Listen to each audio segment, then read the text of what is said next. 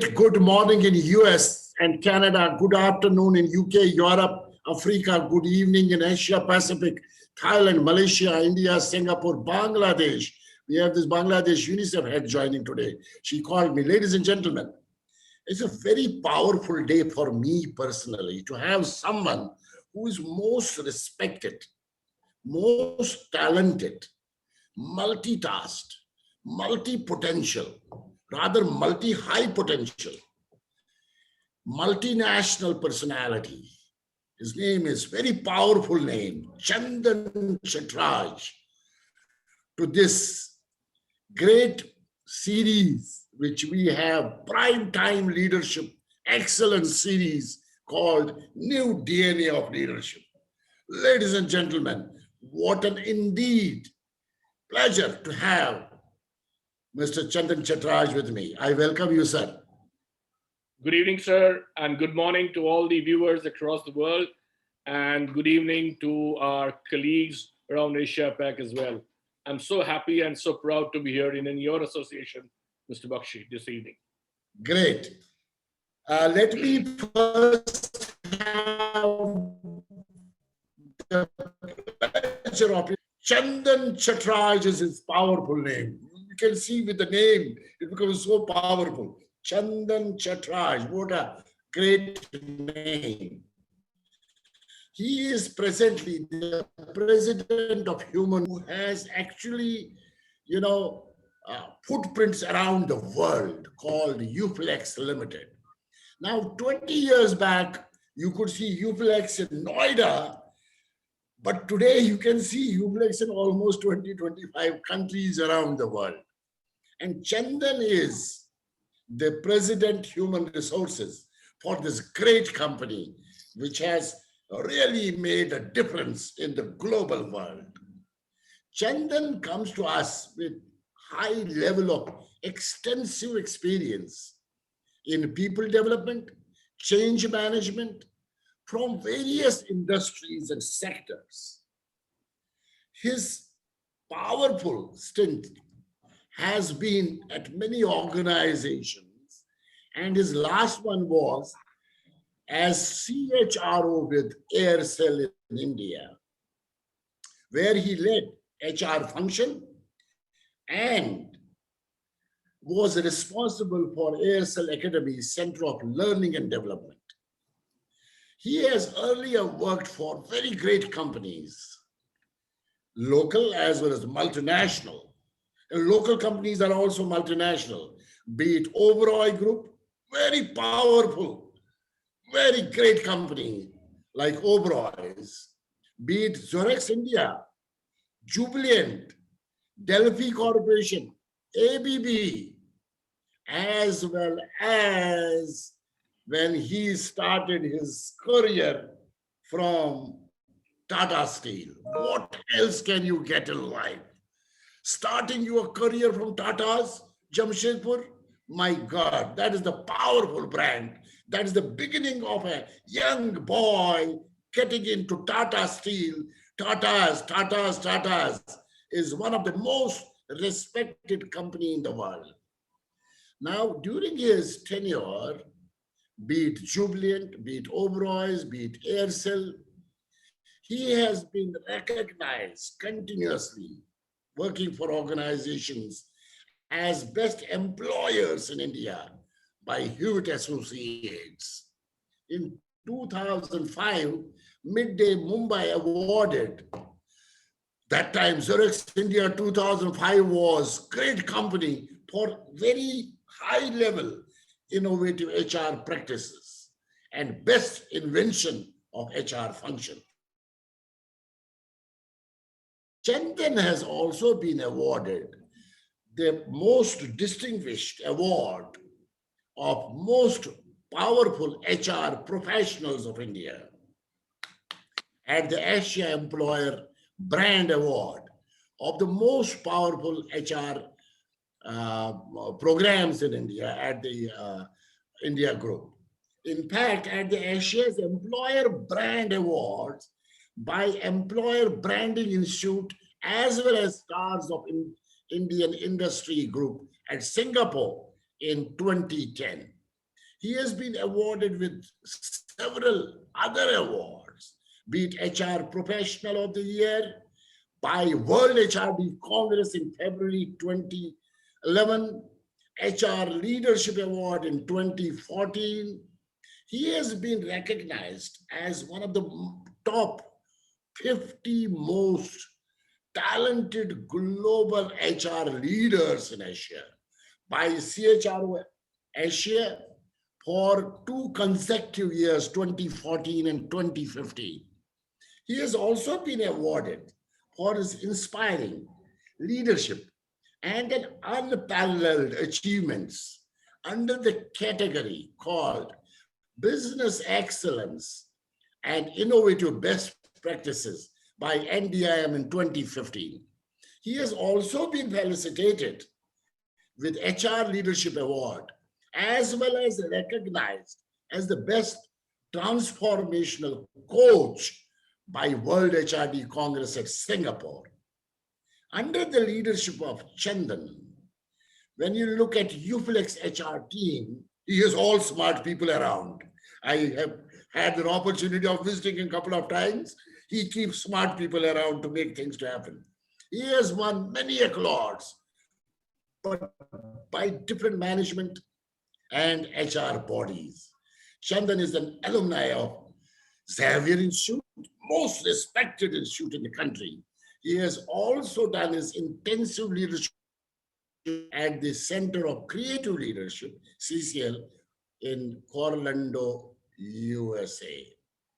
Ladies and gentlemen, are you seeing the background of the man who is with me this evening? And he is going to share journey of excellence of HR, what he has done during the period. And I can see people already joining and being there, and I would like to see some of them and take their names and get them involved. Oh, Simi Sood from Thailand is already there. Even you should tell Sanjeev Sood, your president, your husband, great president of Aditya Birla, to be there. Maybe he's still on the way. I can see Jennifer already from Malaysia joined. Meenu Tuteja is already there. I can see Bhavika Sharma already joined. I can see Ankita Kamarkar already there. I can see Amman Sinha already there. I can see Vimla, but I will keep on talking to you. Oh, I can see Dr. S.K. Gupta from Washington, D.C. already there. Ladies and gentlemen, that is the background of this great personality we have on this show today, New DNA of Leadership. Mr. Chattaraj, I will have some questions for you. And in the meanwhile, I will be asking, requesting the attendees to share their questions on the platform, and I will facilitate their questions. And those who are on Zoom, I can get them to ask the questions themselves. Here I go. Can I start, sir? Sure, sir. Shoot. Wonderful. Chandan, your journey of nearly 3 decades, powerful journey, great, well-known professional. People respect you a lot, what you have done in the organizations where you have worked. You have contributed immensely. You have developed a lot of mentees by you have become professionals today, and they are leading in some companies as even CHROs. I was talking to 2 people last 3 days. He has been my mentor and he made me to be what I am today.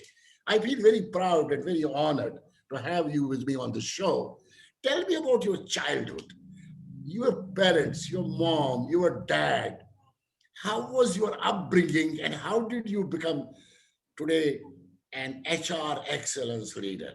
Can you quickly talk about your childhood, Chandan? Sure. Well, before I tell you about my childhood, let me tell you this. I have 2 kids, a daughter who's working in US and a son who's studying here in India right now. And I was talking to my mother because I'm managing both the kids now. So I was talking to my mother in a discussion, and I was trying to understand from her what kind of a kid was I, And she just said that you're very passionate about life and you are very passionate about sports. Wow. and several anecdotes, because she was trying to just tell me that how good a father I could be if I knew what I was in my childhood, right? So I was born and brought up in the coal belt and at a place called Dhanbad. Yeah. I was, I think, extremely fortunate to go to a school called Denobly, which was a Jesuit school. And if I am whatever I am today, a huge amount of contribution comes from my teachers and my school where I went in that coal belt. It was a Jesuit school, and my father was a mining engineer working with Coal India Limited. My mother was a very, very simple housewife, but a very, very strong lady. And if someone has impacted in my life, in my childhood, there are two people. My grandmother, who was not educated, but she still bought me a hockey stick when I was in class four, where in my family nobody knew what hockey was at that. Nobody played. But she bought me a hockey stick because we had those hockey coaching classes in school. And the principal of my school, Father George Anthony Hess, who was an American and who started the school, and he was like a huge mentor. I mean, we talk about mentors today, but he was one person who not only me, he impacted a lot of people who have come out from my school, and my school has produced almost, I would say, a half a dozen of, or not a half a dozen, 2 dozens of IS and IPS around this country are actually from my school, and they're doing great service to the nation. And some of the leading doctors in America are from my school.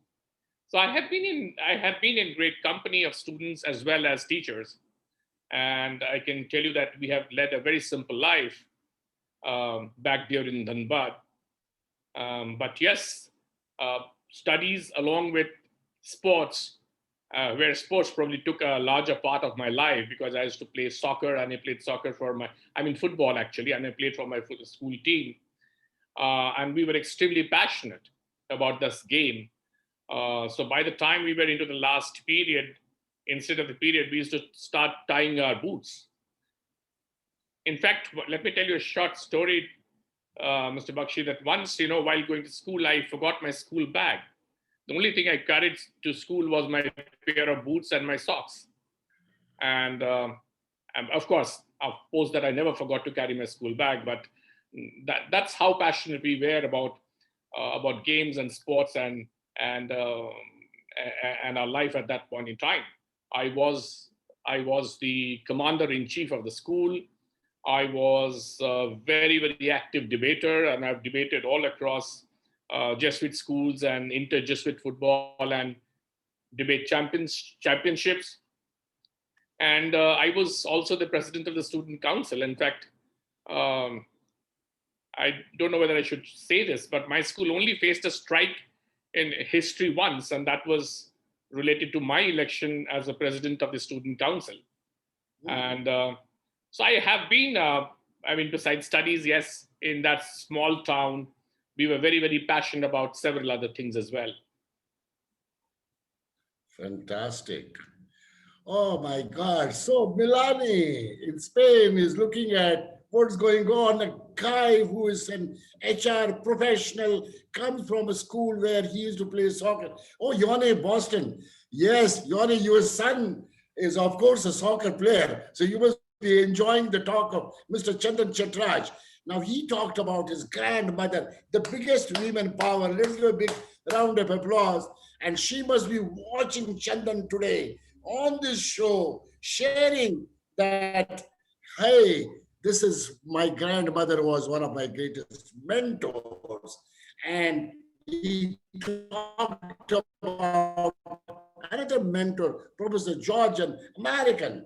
And then he talked about his, so he must be highly disciplined. So the leadership qualities must have come to Chandan Chatraj during that school period itself, being a sportsman. That cricket is like our second religion, but soccer and hockey is not far away. Chandan, that sounds great. And my respects to your mom, and when you have been sharing with her, and I can understand right now. We need to go, not to go to those details. Your both children, I wish them good luck in their Thank you. endeavors, what they are doing. They should be feeling proud of their dad, who is certainly supporting and guiding them. Chandan, I would like to go to your journey. When and how did you get into human resources? Was it a plan, or there was someone who mentored you that why should you not go to marketing or sales or finance? Why HR? What was that one thing which made you to get into HR? Because it will give the attendees, and there are some students also who join, a roadmap for them, because they are looking at you as a mentor. How did you dream about it? Did you dream, or it was just you went to human resources? Many people would be very keen to know about you are getting into human resources. That too, when we talk about almost 28, 30 years back. Right. Incidentally, I asked this question to a lot of the new generation HR professionals who come for interviews, the ones whom we hire as management trainees in our organization. This is my pet question that I ask them: that have you landed up in HR by choice or by default? Okay. Now, life is all about stories, Mr. Bakshi. Okay. True. And let me share with you a bit of a story here as well. And you will be rather surprised because one of them is your favorite and your guru. Yeah. 1976, I was in class 6, okay? And my uncle was already an HR professional and used to work for Coal India. Wow. His best friend and best colleague at that point in time was Dr. Pritam Singh, okay? And Dr. Singh used to come to our house in Dhanbad, and they used to have those HR conferences, the NIPM conferences. And the most attractive part of those conferences were the quality ice creams that you'd get there. Okay. So I used to accompany my uncle and Dr. Pritam Singh as a kid to those conferences. My attraction was the ice creams, not the conference, of course. But as I grew up, I watched my uncle, and he has been a great, I'd say, inspiration, motivation, and the kind of work that he used to do. Uh, so I have stayed with him in some parts in my life, and I've watched him very closely. He's still a practicing consultant at this age. He's almost 74, 75. And he used to teach at that point in time in XLRI and XISs. And so I was hugely impacted by him. So I have no qualms in telling you that I was very sure that I would be coming into HR. And incidentally, today my family has 5 of our brothers who are including my uncle, we have 5 of us in the family who are HR professionals, right? Um, so, so to make this long story short, I have watched Dr. Pritam Singh from a very, very young age. I have watched my uncle, Mr. P.K. Chattaraj, from a very, very young age. And both of them were huge influences in my life. Fantastic. Today, now Chandan Chattarji has given me again, Dr. Pritam Singh, he is here, he is watching us. And I am a product of Dr. Pritam Singh. And Chandan has gone to HR after watching Dr. Pritam Singh, a great man whom we lost during COVID days, not because of COVID. And I still remember on the last program in May, he was with us and he said, leaders who work for others do not die. Leaders who work for themselves do die. And Pritam Singh has been one of our gurus. And thanks for remembering such a great man. And of course, is very important for us that we look at our senior people and we see what they are doing and we pick up certain things. And I am very happy to know that in your family there are 5 human resource professionals in the Chattaraj family. And I can see there are people who have already joined. Yeah, Mr. Bharat Bhushan Bhatt. Yes, you are from Jammu. Yes, Uflex has got a factory in Jammu as well. So they are not only in Jammu, from Jammu they are around the world, but they have a base in Jammu as well. That's Mr. right. Bharat Bhushan Bhatt. So they have a factory in, I think, Badi Brahmana in Jammu. That's right. They have a factory in Badi Brahmana in Jammu. That's right, sir. Ladies and gentlemen, it's getting, I'm getting excited to share my thoughts and getting response from such a great man, Mr. Chandan Chattaraj, with your background of some of the great HR leadership roles at companies which are Tata's first one, most respected, most decent. In this life, I could not get an opportunity to work in Tata's, but I have a lot of friends in Tata's, and they are very close friends. Even the present Vice President Human Resource Tata Steel's Suresh is a very close friend. ABB, Delphi, Jubilant, Oberoi's, Aircel, finally to another great company, which is Uplex. What kind of challenges you faced as an HR leader? It's not easy because I understand that you have done something which others have not done. You have did something in IR which others have not done. I have done certain things in IR which nobody has done, which I did in Europe. So similarly, your story is something which probably many other HR leaders have not done. So here are people who are watching you right now. We would like to know about your strong, dynamic business HR leadership, what you did in some of these companies. Maybe you can give us one or two cases which you actually did, which probably I can say others have not done. Am I right, Chandan? Well, let me try. I'm not sure because I've done different kinds of interventions in life as far as HR is concerned, and you talked about challenges. So I'm not sure all that I would say whether they're specific HR challenges, but I always believe that there are no prescriptions for an HR guy. There can never be one. Okay. Absolutely. So when I started my career with Tata Steel, and I was one of the very few lucky ones in those days who was interviewed by Rusi Modi, Wow. and I also had the opportunity with some of my 9 other colleagues to have a red wine with him at the Baldi Club in Jamshedpur once I got selected that evening. That was a huge experience and gives me goosebumps even today. Now, having said that, when I got selected in Tata's and I was posted in Jamshedpur, let me tell you, those days, Jamshedpur was almost like New York in India. And people never wanted anything else but wanted to be posted in Jamshedpur for the kind of a city and the amenities and the facilities that they had. But, I don't know whether right or wrong, but one fine morning while we were doing our training programs in TMDC, which is the Tata Management Development Center in Jamshedpur, we were asked that, how many of us, the HR folks, would like to go to the raw materials division. And the logic given was that if you go to the raw materials division and if you work in the mines and collieries, that's the best experience you can ever get as an HR professional. And I said, why not? It's only two of us out of 10 opted for the mines and collieries. And then in next 72 hours, we landed up in Dhanbad. I was posted in Dhanbad, which was also my Janmbhumi and now my Karn Bhumi as well. And in those days, water shortage was a huge problem all across.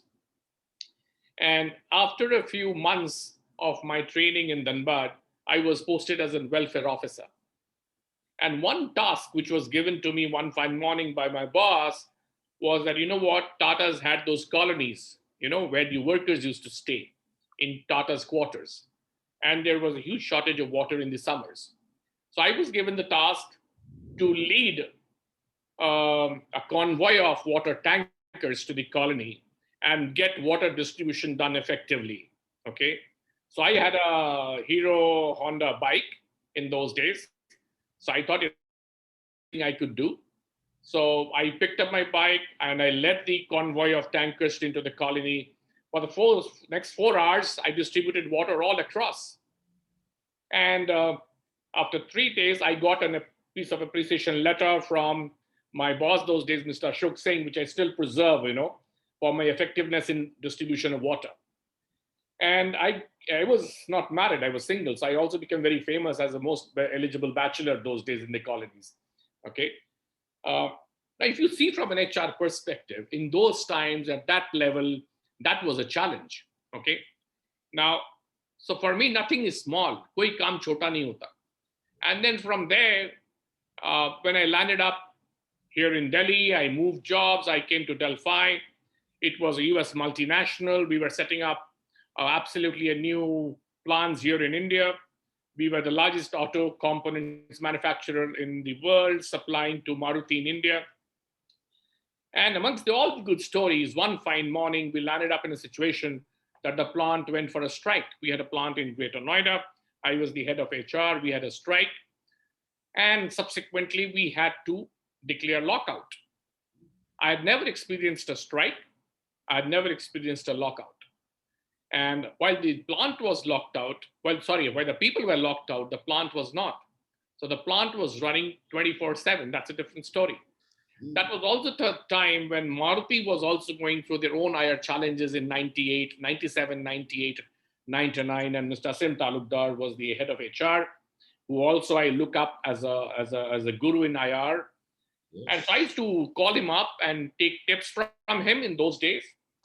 So that was another huge challenge that I faced, because what actually saved me was my knowledge on labor laws, which I always keep telling the HR guys these days that, you may not find it that interesting or important, but when you get stuck, that's something which will rescue you. And so I do push the youngsters today to still study and look up and have an understanding what labor laws are all about. But those 4 or 5 months, I can tell you, we used to sleep in the conference rooms on the floor and see our families maybe 3 or 4 days, once in 3 or 4 days. And amidst all this, my son was born, So I was in the hospital, my son was born. And then I rushed back to Greater Noida, because that was where the plant was. And remember this, there were no express highways those days, right? So that was another very, very challenging situation in my life, which had given me a lot of exposure and a lot of learnings. Good story. We had the happy ending. We signed a contract. We went back to work.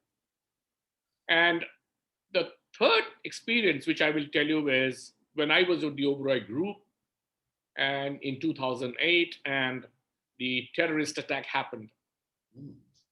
And I think that changed my life, and that changed my life in a way you should actually look at life altogether, True.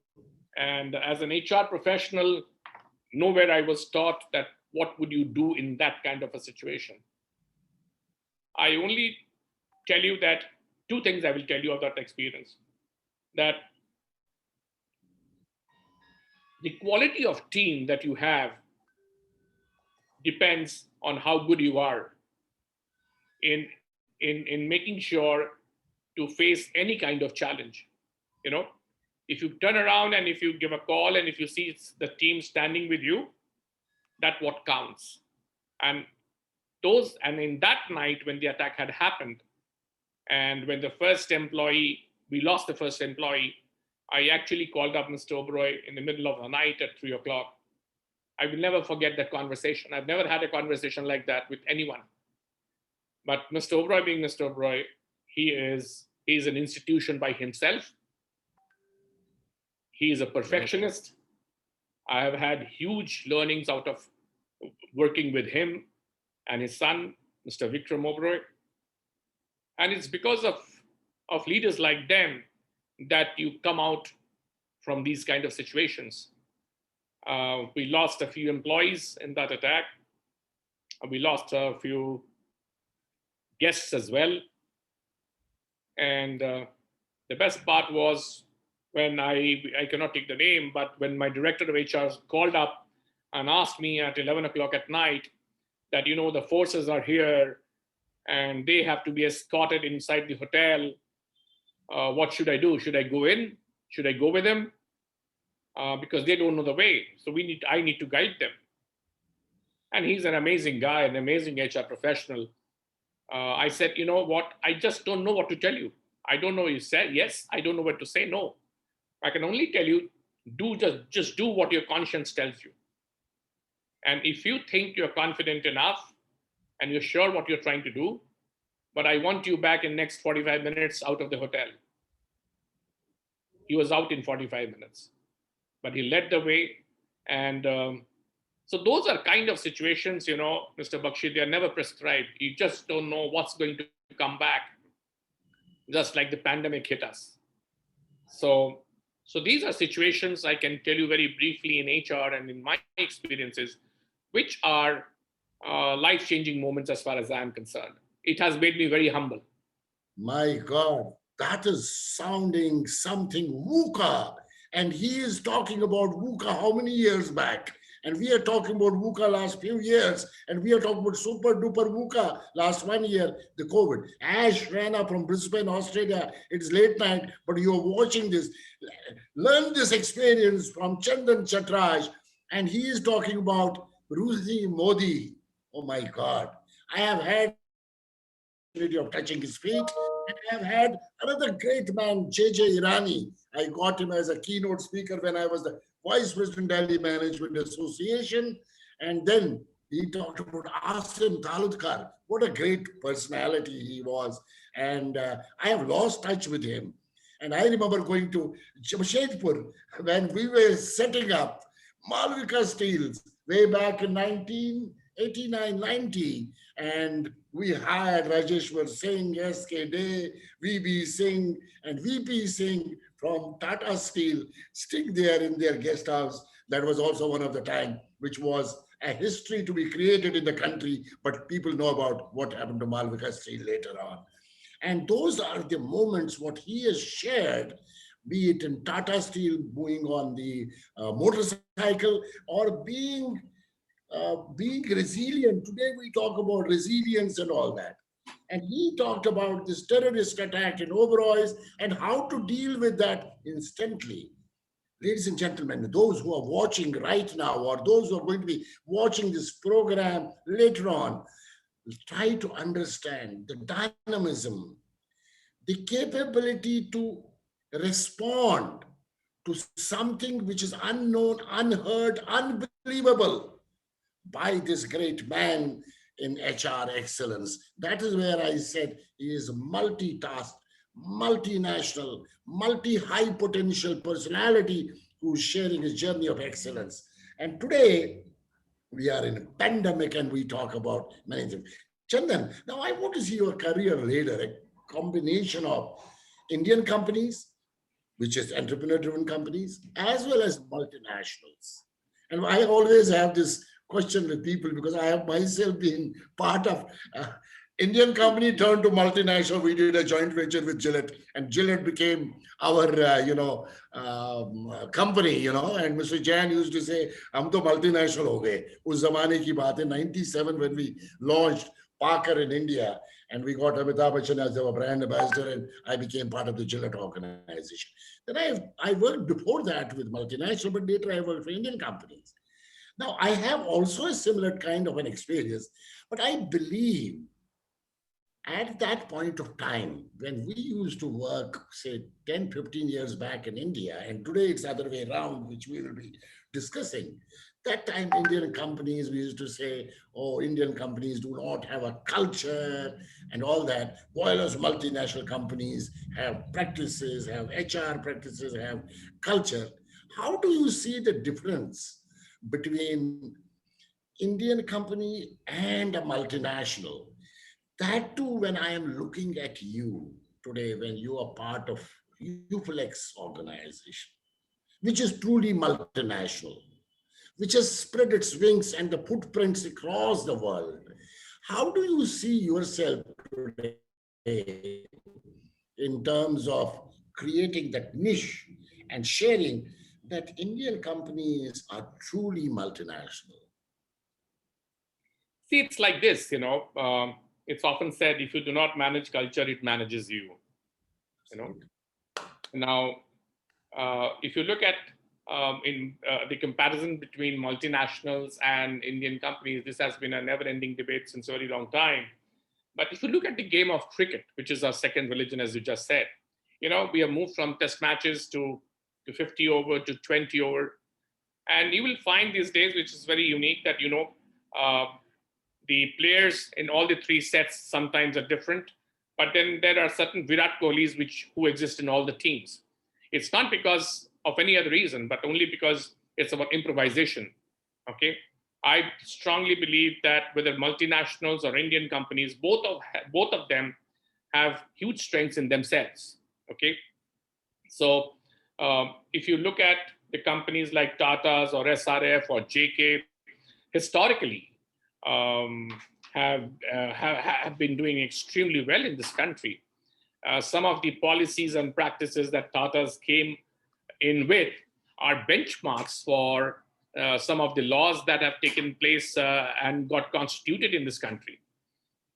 Now, having said that, since I have worked in both the setups, and today I find a very thin line when you call a company, an Indian company, Indian company or a multinational company. The reason being that Uflex being Uflex, we today have manufacturing locations in 9 countries. We are in US, we are in Mexico, we are in Egypt, we are in Poland, we are in Dubai. And during this COVID period, between January and July, we have started 3 manufacturing locations: Nigeria, Russia, and Hungary.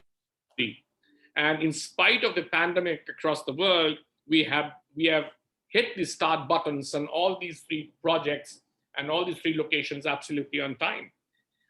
And it's also about execution, because from a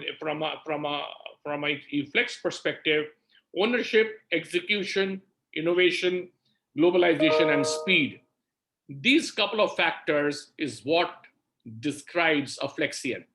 Okay, so today, if we are operating in about 9 countries now and selling in more than 100 countries, that's only because we have moved from being a from in by definition Indian company to be a multinational company. Okay, and and we are not the only one. There are others. I mean, you look at Aditya Birla Group, you look at SRF, as I mentioned. So they have already had their footprints for a very long time.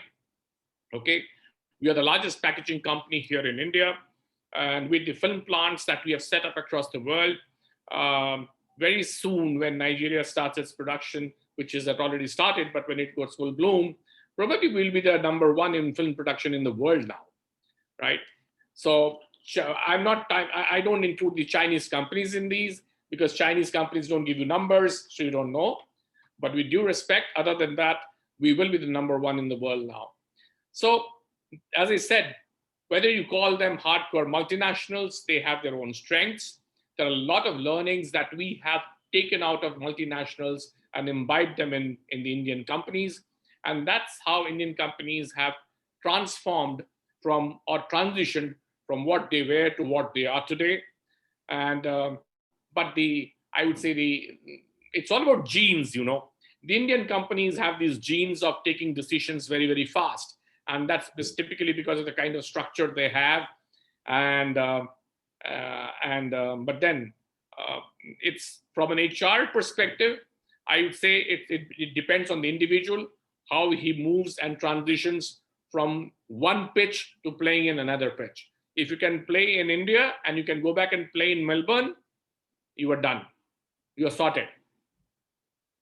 Beautiful.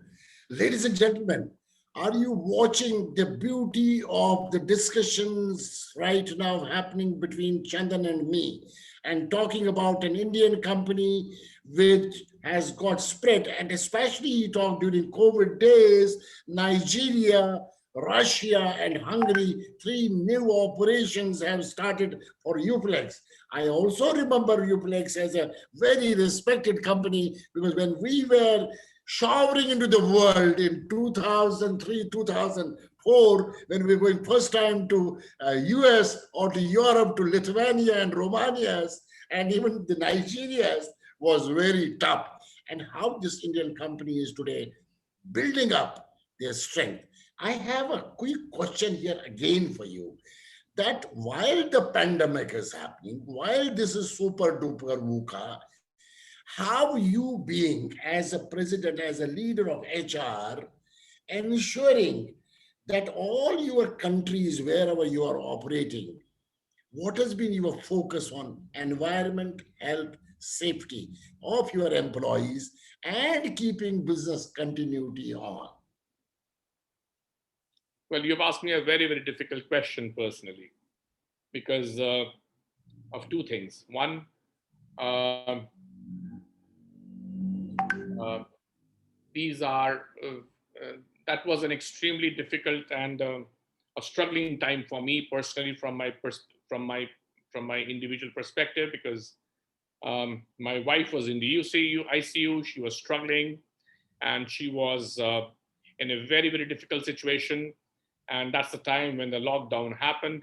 We are an essential services company. So obviously, we had to run our operations, especially the ones which were in full swing, because of the simple fact that we provide packaging to all the companies that you can think of who are in FMCG, whether they are Nestle or P&G.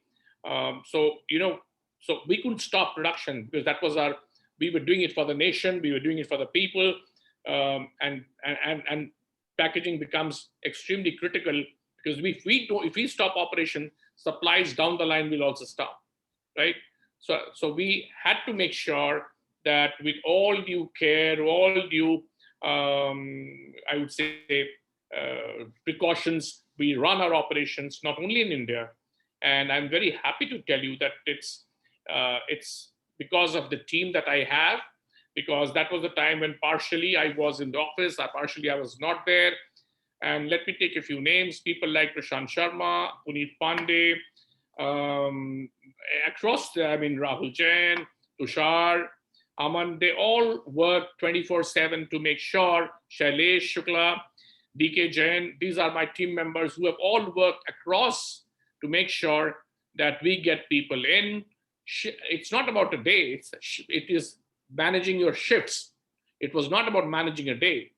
And those were very difficult times because you were not sure um, what would happen next day, what next, government circular would come, what would happen.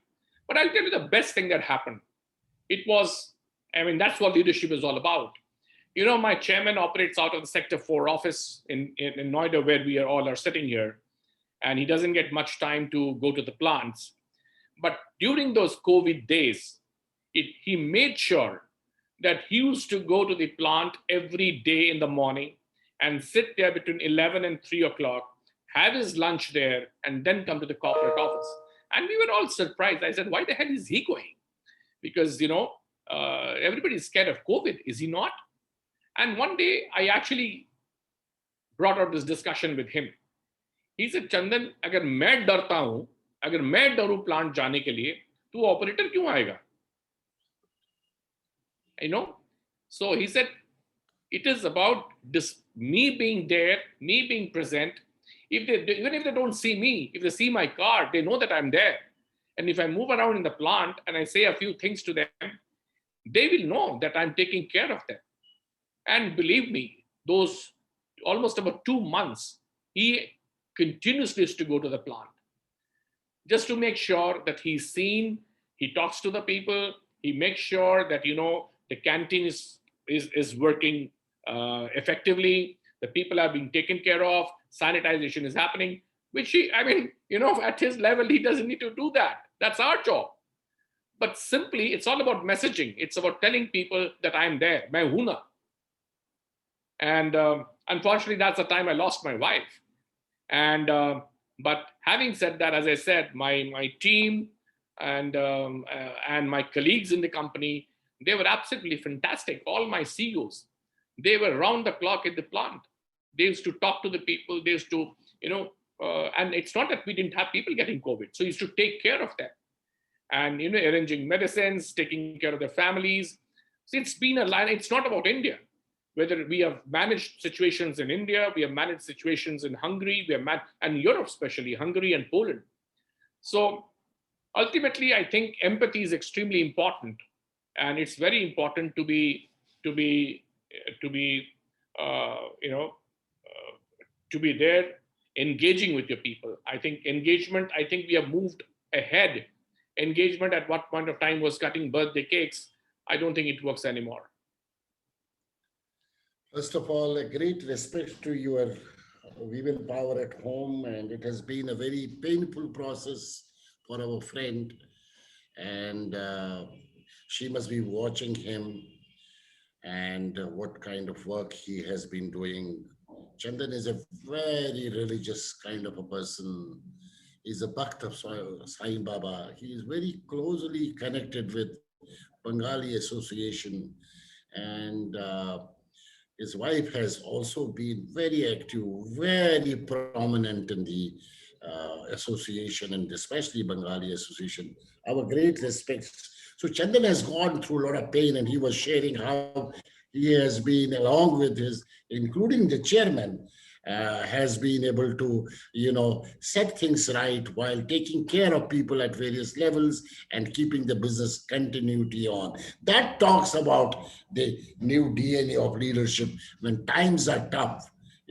They always say tough times do not last long, tough people last long. Here is a tough guy, a genuine guy, a hero of HR, but it probably a personal pain, which we should not be talking here. But I have all the respects for him and his family and his two bright star children. I could see Akshita Chattaraj was already there some time back. I think she's your daughter. She has That's joined. right. Yeah, Akshita, you're the future of Chattaraj family. Go and rock it. Turn these scars into stars. I can say that. That is the power of Chattaraj family. You should be showing the world with all the pain because you will be gaining. I have next question to you, and I'm getting more and more questions. Oh, Virender from Mauritius has already joined. Yes, Virender, keep watching this dynamic person. How he's talking about it. Joseph from Durban. Yes, how are you today? Now, let me ask you another question. Now, when we talk about March 2020, and when we talk about March 2021, at that point of time, we used to talk about a skill set. And entire 1 year, many things have changed. I mean, DK Bakshi is on this box more than a year. Though I really want to get out of this box. I'm getting into face to face. I got now a couple of assignments to do face to face, L&T in Vizag and JCB in Jaipur. Next month, I'm doing a couple of face to face programs. So many things have changed. So when I look at the skill set, upskilling, reskilling, business skills, cross-functional skills, what is your roadmap? What do you think is a list of those skill sets which any business leader, whether he is an HR business leader or a marketing leader or finance leader or an operational excellence leader, we are all business leaders. What kind of skills we need to have as business leaders to be effective? I can't say post COVID, we are still in DC during COVID. BC is gone. AC, we don't know when we get. I have got the first vaccination, but my next vaccination got delayed by a few weeks. I'm getting worried. So, how do you see going forward as skill upskilling and reskilling? And what are you doing for your organizational leadership at various levels, be it top leadership level, middle leadership level, or supervisory level, who are also leaders in terms of bringing those skills around? So let me get straight to your answer. I think some of the skills which I believe will be very critical now are creativity and resilience, Very great. um, growth mindset, Wow. social and communication skills, Wow. and the decision making ability. Mm. You know, um, there was a time when we used to talk about predictability of business, which I think is very difficult now. But having said that, I think these are some of these skills which are very, very important. I also believe that, this is a foregone conclusion that all organizations and their HR function are undergoing some unprecedented change, uh, the rate of which is only going to increase with time. The choice is ours, whether we want to follow the curve, be ahead of the curve with a strong change appetite, or just become a spectator to the change. You know, the faster you become the Rishabh Pants of the game and you improvise, you will be that much more relevant. I tell my HR team that HR is almost like medication, dawai. There is a expiry date there. If you don't beef up yourself, if you don't keep your knowledge updated. If you don't read through situations, it's not about reading anymore. It's also about reading through situations that you face and understand how to deal with them is what will make you relevant. Beautiful. Otherwise, आपके माथे पे आपका भी expiry date लिखा होगा. You may be an HR professional with due respect, but I'm not sure if that medication will work. Beautiful. I think Chandan has given us a very good list of skill set, and especially I am liking this social and communication skills, growth mindset, decision-making skills. Beautiful. Codability itself is becoming a very powerful skill set for all of us. And especially when he is talking about in terms of skills which people need to acquire and change with the passage of time. And he is talking about even HR getting a lot of changes. Now, here I have very important question which I am asking you, Chandan, is I have seen you have been talking a lot on HR riding the way of disruption, as well as you have been talking about HR and leadership alignment. My question here is business leadership is still missing somehow, giving that kind of a respectability or a seat on the board of directors or, seat to HR on the board of directors. How do you see this happening? Wherein HR will get a board of directors seat or on the top brass policy decision seat. Do you see this happening soon with this pandemic so that the recruitment, the leadership development, the competency development, all could be declared as business processes? Because I find that business is still not recognizing recruitment as a business process, training as a business process, competency development as a business process. Do you see this happening now post pandemic? And what are your thoughts? Because you have been talking a lot on this.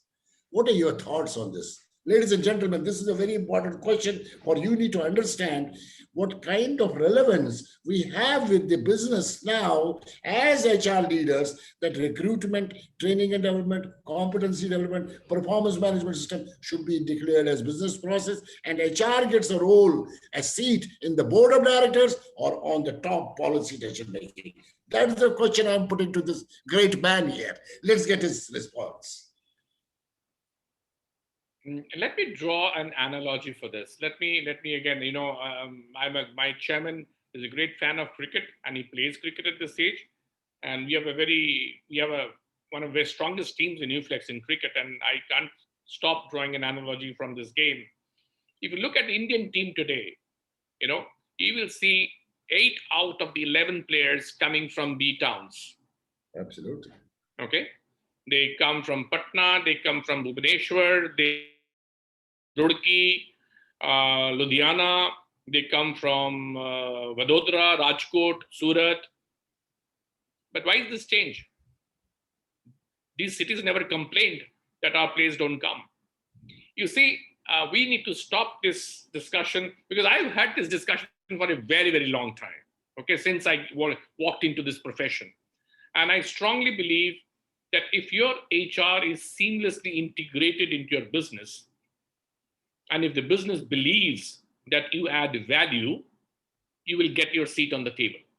Wow. Okay. Yeah. If business business believes and thinks that your HR is fluffy, nobody has time for you. It's as simple as that. It's not that complicated. If you understand, if HR understands business, and if they know that they can add value, if the business believes that you can add value, you will be valued, because the business cannot run without you. It's not possible, right? In these times, and I strongly believe the processes that you talked about, they are business processes.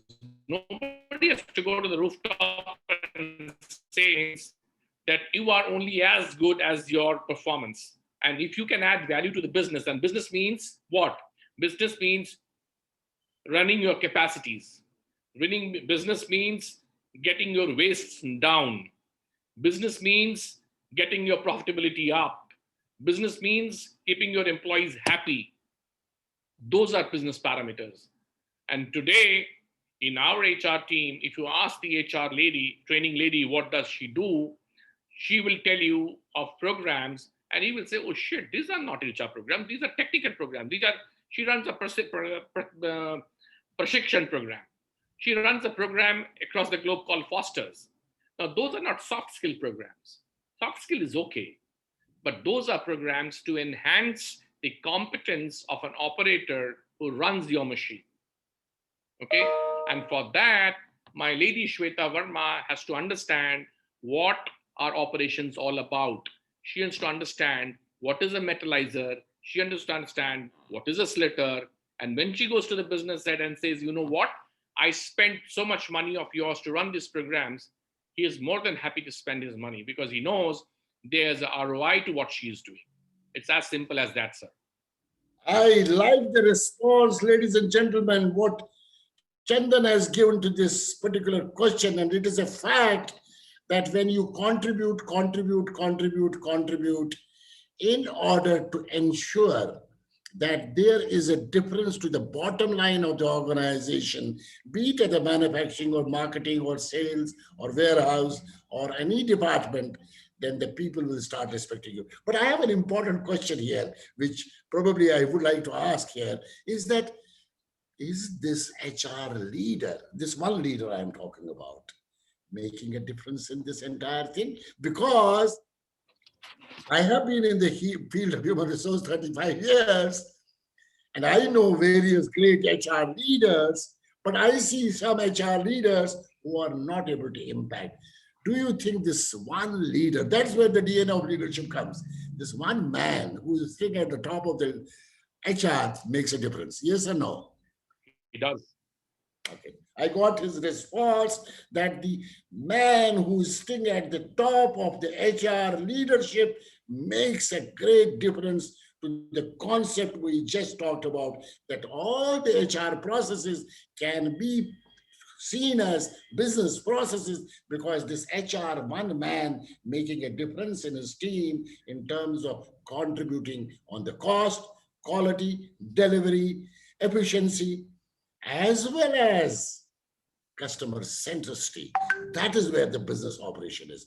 Chandan Chattaraj, I'm coming to another question. Now, today we are talking about proud India, India Atmanirbhar, the way India has handled the COVID. 2020, everybody said, oh my God, India is going to be destroyed, India is going to be in a bad world. Entire Western press talked about. And in March 2020, India is healing the world. We have become truly a pharma hub of the world, vaccination hub of the world. Even those countries who could never think about asking are actually requesting for vaccination. One side, we see this happening. One side, we see global talent locally and vocally happening. And I see the example of your company or Indorama, Aditya Birla, SRF, or Mothers and Sumis becoming great companies in the world. And IT has already taken it. How do you see India as next level of story of excellence in the world? And how do I see your company, another story of excellence in the world in terms of manufacturing operational excellence? What Well, are your thoughts? two comments I would make, sir. You talked about India healing the world. Yeah, I don't think that's a surprise. We have been always healing the world. It's nothing new to us. It's in our DNA. You sure. know, when Swami Vivekananda went to Chicago and made that speech, I think he was healing the world. Okay? Absolutely. When Mother Teresa, Shishi Ravi Shankar, Sadhguru, they go and talk, they're healing the world. Okay? It's nothing new to us. It's our part of a DNA. We do these healing activities in our organization as an HR professional as well. You know, the interpretations could be different, but ultimately, you know, as HR, as a profession, we are healers as well. Okay. Now, having said that, I think the as a country, we have a huge tenacity. In spite of all odds, we still come out. Okay, and uh, uh, we have this ability of execution, and execution with speed. And this is how this country has succeeded. And today it's not about UFlex or any other organization just setting up operations in India. It's also about setting up unique operations. I mean, today, to give you an example of UFlex, I mean, we have always been known as a flexible packaging company. And from being a flexible packaging company, today we have moved to into aseptic packaging as well, which we call liquid packaging. Uh, we are the only Indian company into this trade. And you know what?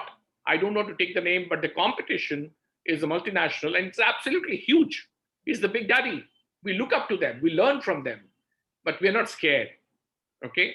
We have set up our most latest plant in Sanand in Gujarat, and we have a very, very dynamic CEO, Ashwini Sharma, heading it. And someday we'll create history, right? But किसी को तो first step लेना है ना.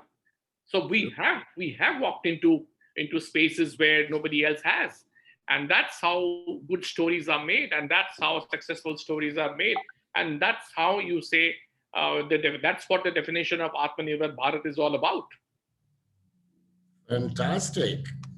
That sounds great. So we have to be proud to be an Indian company impacting around the world. And Uflex is another success story in the world with many other Indian companies. We don't even talk about Tatas and Birlas, but we talk about other companies who have taken lead in the entire world. My last question, and Milane is very happy I will ask this question. Milane Fole is my Spain chapter in charge of women power. Milane, my question to Chandan is that, Chandan, I have been running this intervention called Women Power, a global movement with a target of 1 million women to be on this forum by 2024. And continuously with my 20 chapter ladies around the world, we have been running program and doing storytelling like what we are doing on DNA of leadership. What is your view? And I could see somewhere in Hungary or somewhere other, India also and Hungary also, in fact, you were having some women empowerment day other day. I saw somewhere on LinkedIn.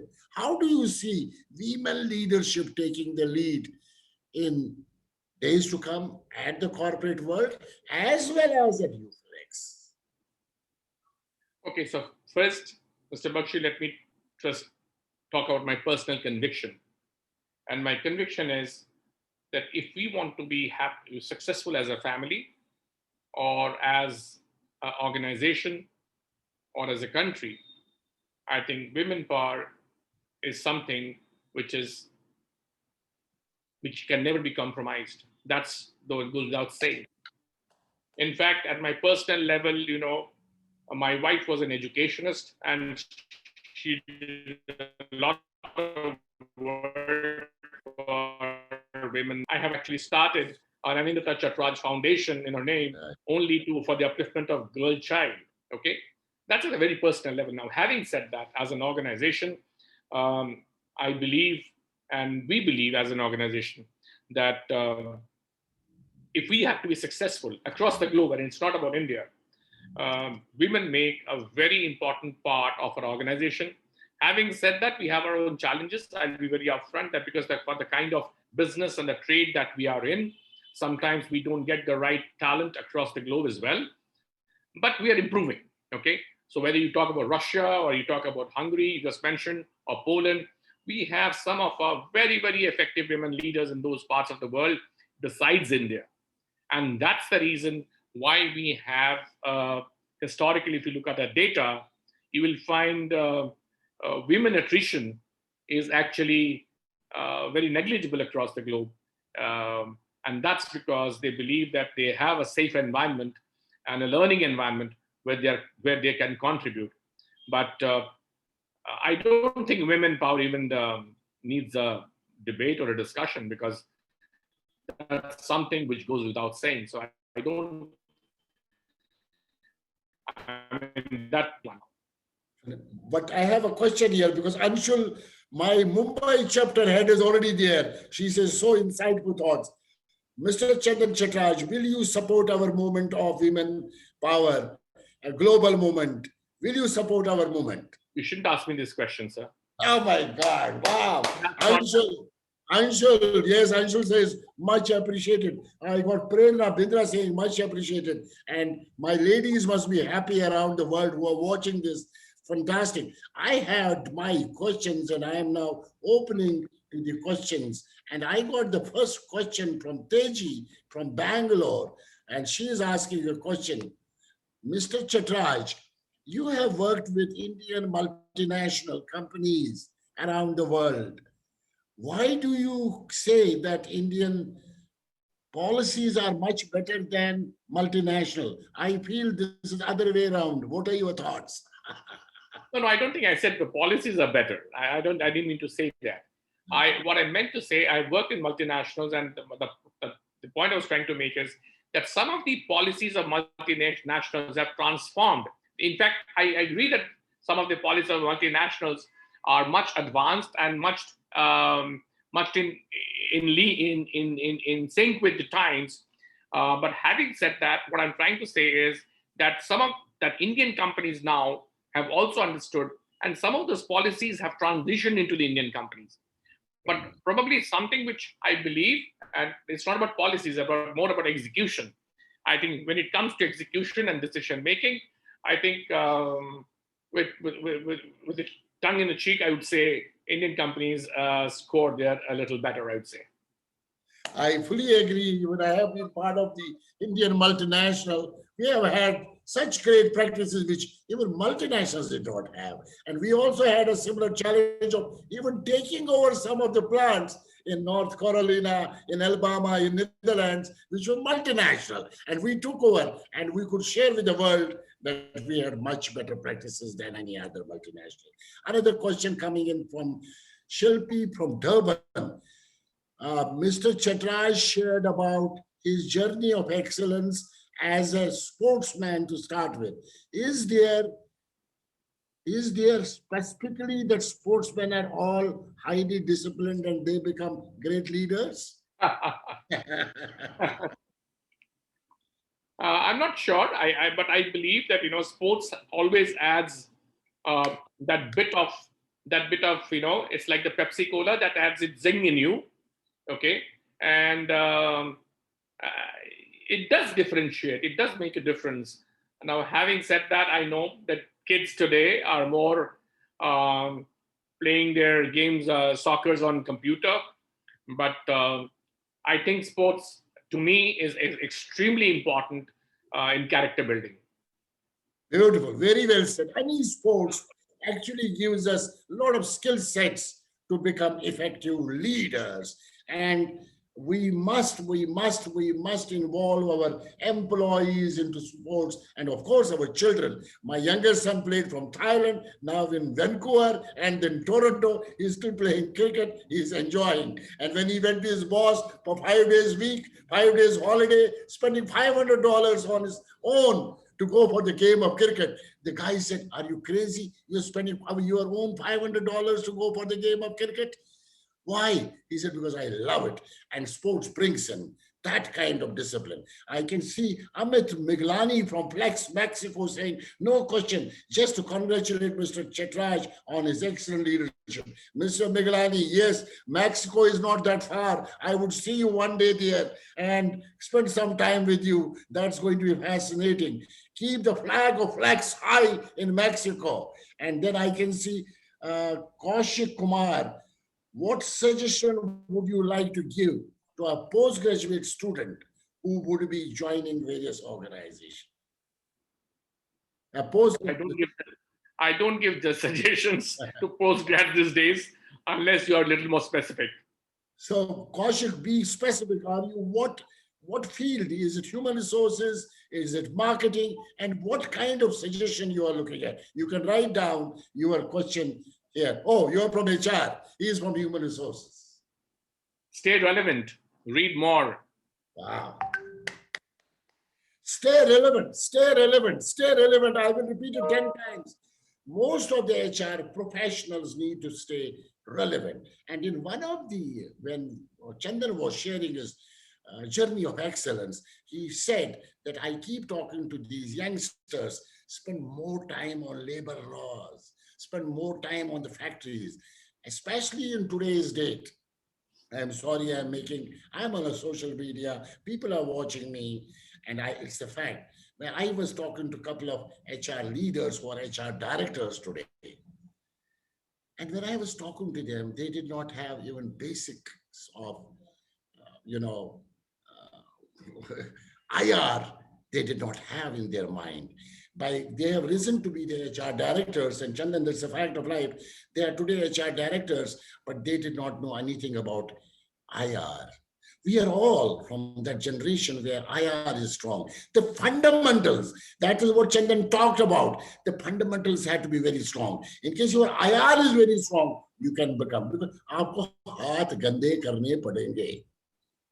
जब आप नहीं करेंगे भी, I was talking to during COVID days, a lot of HR directors, their IR is not there at all. Now, my next question comes from my constant source of inspiration. I don't know who is that, PC, and PC is saying my constant source of inspiration. Let me go to another question. Now, I have got a question from, Karan from Thailand. Karan is asking, Mr. Chattaraj, why you don't have a plant in Thailand? Because my competition has one. SRF has got already a plant there. But so Karan, Polyplex has one. Sorry? Polyplex also has one. Polyplex has one, yes. Polyplex, I know. We'll be more than happy to have a plant in Thailand someday. It's a beautiful country. No, I am unmuting here. Anshul. Anshul wanted to ask a question. Anshul, are you there? You wanted to ask a question. Anshul, where is this? Okay, Anshul, you can ask question yourself. Anshul is she is on Zoom. Anshul, go ahead. Just a moment. Why I am not able to get her? Anshul, are you there?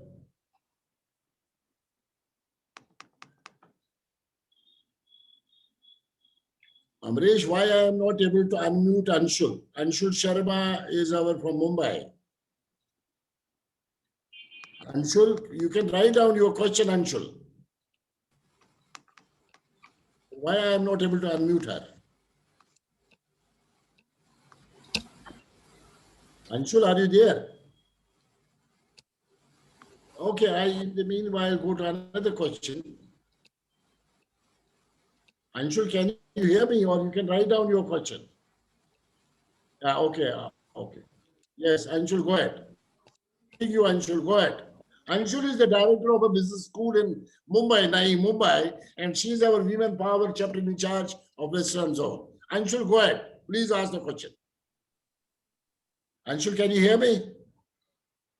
Anshul? Anshul, can you hear me? Anshul, are you there? Okay. Now, in the Chattaraj, tell me. Go ahead. Can you hear me? Yes, we can. Good evening, madam. Sir, can you hear me? Hello. Yes. Good evening.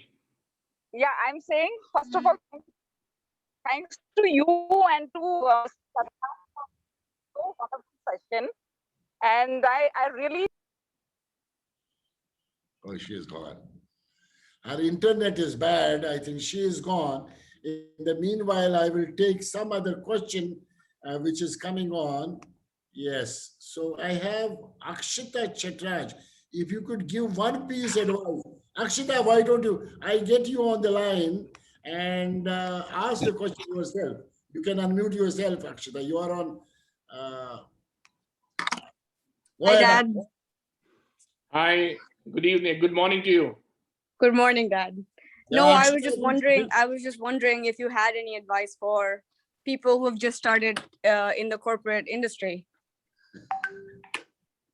Well, as I said, nothing changes. People who have started in the corporate industry is, depending on the profession that you are, learn your business. learn your business well. Even that means, as Mr. Bakshi says, you need to go and dirty your hands.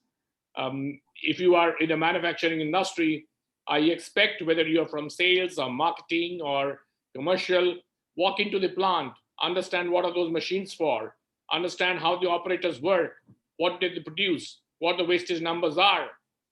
So any career which starts this way will never be relevant. That much I can tell you. Sounds good. Thank you. Akshita, which part of US are you in? I'm in New Jersey.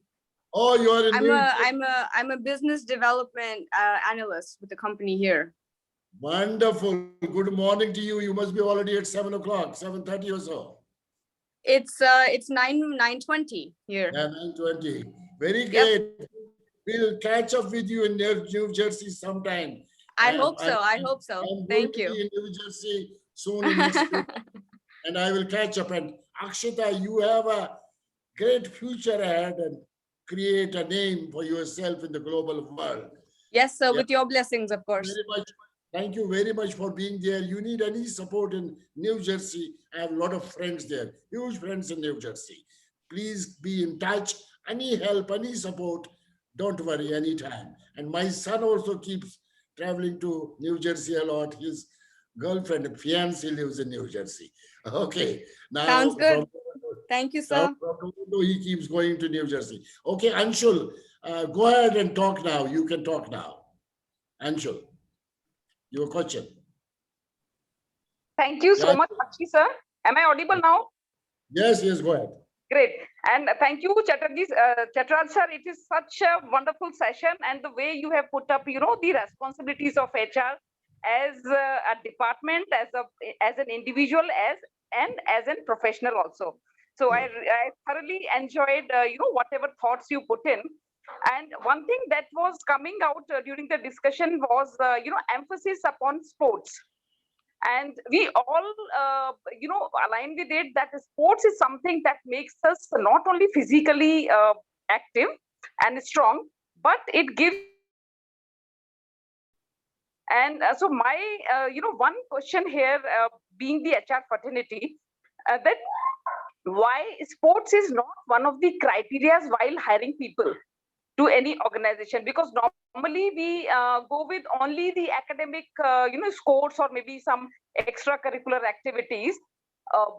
But sports is never kind of given, only some sports quotas, and that too confined to some organizations. Not it has not come as a prominent eligibility criteria. So, sir, please throw some light on this, and if you can just suggest how we can, take it ahead. I think not. Let me start from the top. Our country's budget, and if you see the allocation of money for sports in comparisons to some of the other functions, it's actually extremely very, very low. So, so I think it's a lot to do with how passionate we are as a country. I know I'll be very careful that we are great fanatics of cricket. But having said that, whether we are playing cricket or we are watching cricket. So the point I'm trying to make is charity starts at home. So each one of us have to make that contribution. It's about a mindset change. It's about a cultural change. And it's about how passionate you are. So, sometimes you rightly said why sports is not a criteria, because we never thought that it to be a criteria. We never believed that it can contribute anything to a person's personality. The day we believe that, you don't have to tell anyone. It will automatically become one of the criteria to become for selection for people. But having said that, I strongly believe that, and I repeat this, that sports is very important in a kid's life and even in a professional life, not only to keep yourself fit, but also to make sure that your mind works as well. Absolutely, sir. Absolutely. And I would just like to share, I myself, I am a national level judo player. And this is one sport wherein we start learning from falling. So that is, we need to lose first to win again. And Absolutely. this is something that something, comes in attitude further.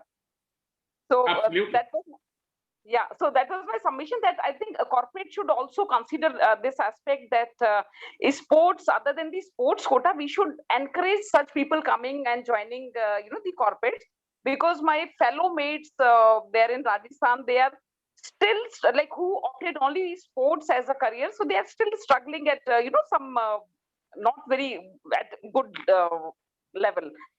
So that gives a pain also, that despite of giving a whole life to sports, and still they are struggling. So if corporates can extend some kind of, just like CSR, if something can be considered even in this area, I think that would be great effort. Point taken, ma'am. Yeah, Yeah, very thank important. I think, Anshu, a very great question. And I think a lot of people are putting a lot of thrust on the sports in the companies, not only in India, globally, when we see a lot of people, a lot of companies spending time on soccer at various countries in Europe as well as in Southeast Asia. And I got Dr. S.K. Gupta saying, what a great session. Again, he's saying, again, Chandan Chattaraj small town, because he himself is coming from a small town from Punjab, 41 years at one place in Washington, D.C. And now I got Tushar. Tushar, I can unmute you. Go ahead with your question because I need to close it. And Chandan wanted 60 minutes, and we are already at 60 plus 20, 80 minutes. Tushar, go ahead with your question. Are you there?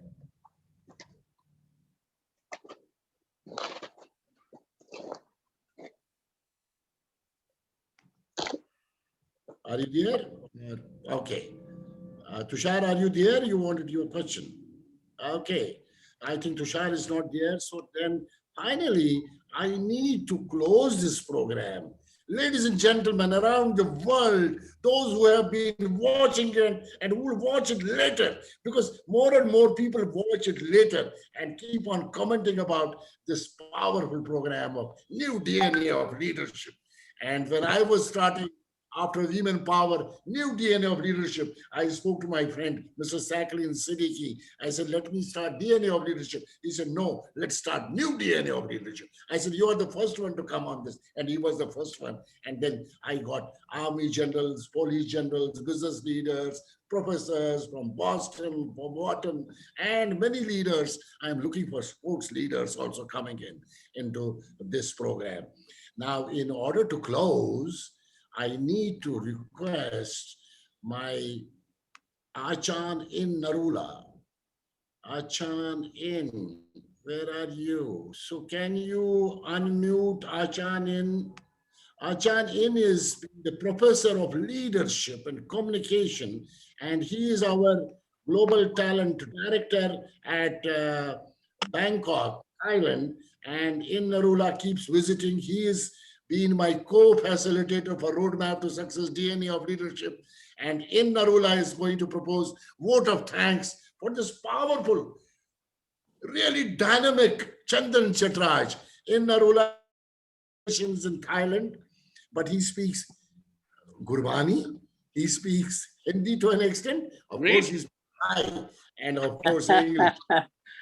Studied in Boston, and he is the man who is heading now global talent. I spend most of the time in India now. Yes, Acharyan, Sawadee Namaskar, Sawadee Krapom.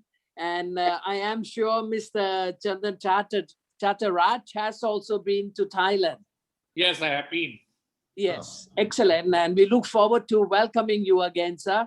Perhaps with Dr. Bakshi urging you coming in, you can talk to kids here, and not only kids, but also grown-ups. And perhaps your advice, what you have done today, will affect them to no end, in a good way, in a positive way.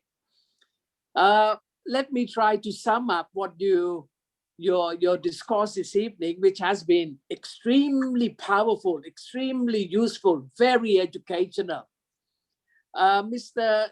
Chattaraj has achieved many awards, recognized as top 50 most talented HR, most successful transformational coach, and the person behind him as he started off as a young kid is his grandmother and Father George. Bless both of them. Also, very importantly, is his uncle and Dr. Preetham Singh, who inspired and motivated him to be what he is today.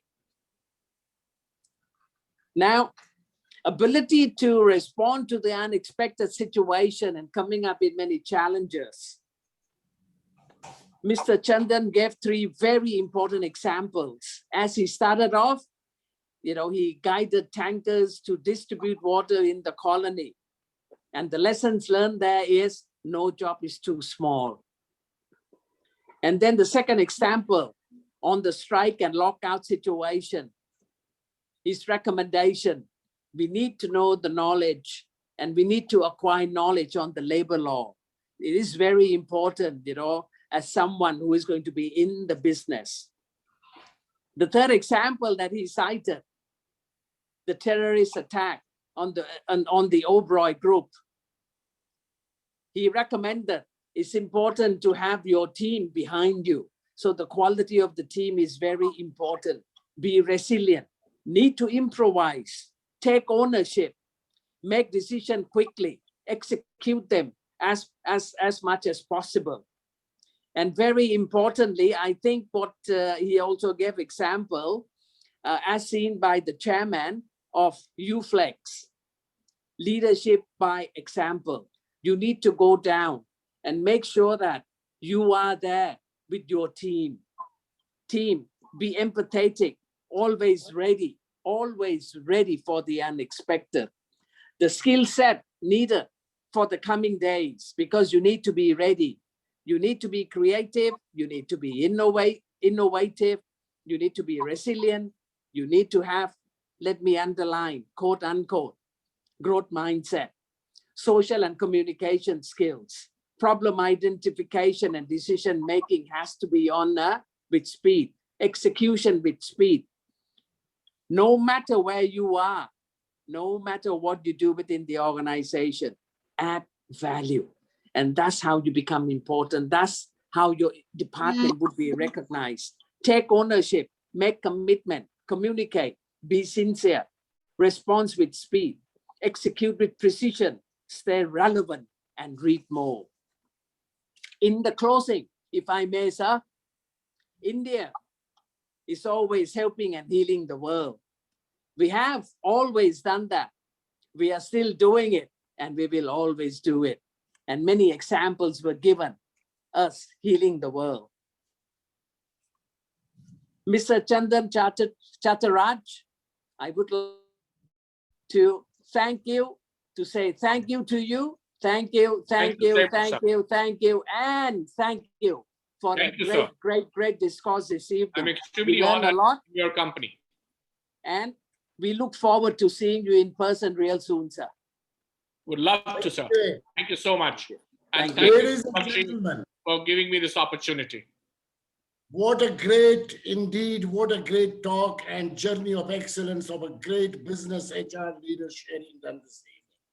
And we are at 60 plus 30, 90 minutes. My God, people say, how do your shows go for 70, 90 minutes? We just do it in 30, 35 minutes. I don't know. Every speaker, every guest of honor says, oh, 1 hour, and finally stays here for 1.5 hours. Ladies and gentlemen, I am really grateful to all of you who have joined, and take these tips, take it forward. Some of the beautiful tips which have come up. And by end of April, I'll be coming out with a digital book on DNA of leadership as well as women power. Some of these shots of some key learnings of these great business leaders.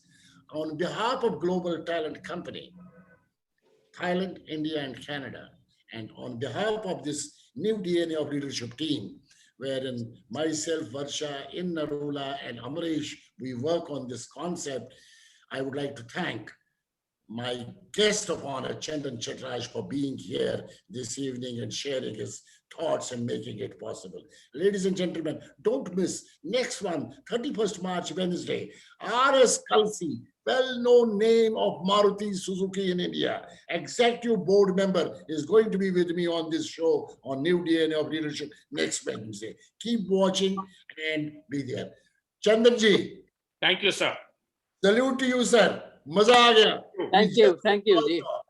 Thank you. Excellent discourse. And Ash, it is midnight for you in Brisbane. You can sleep. And from Boston, you have a great day ahead. And from Europe, from England, you have an afternoon around in Africa, in evening around. And good night in Thailand. Ratri Savat Khat Achanin. You are Good night, sir. 30. Okay, good night. Good Thank you night. very much. Thank Bye, you sir. and bye-bye. Bye-bye. Bye-bye.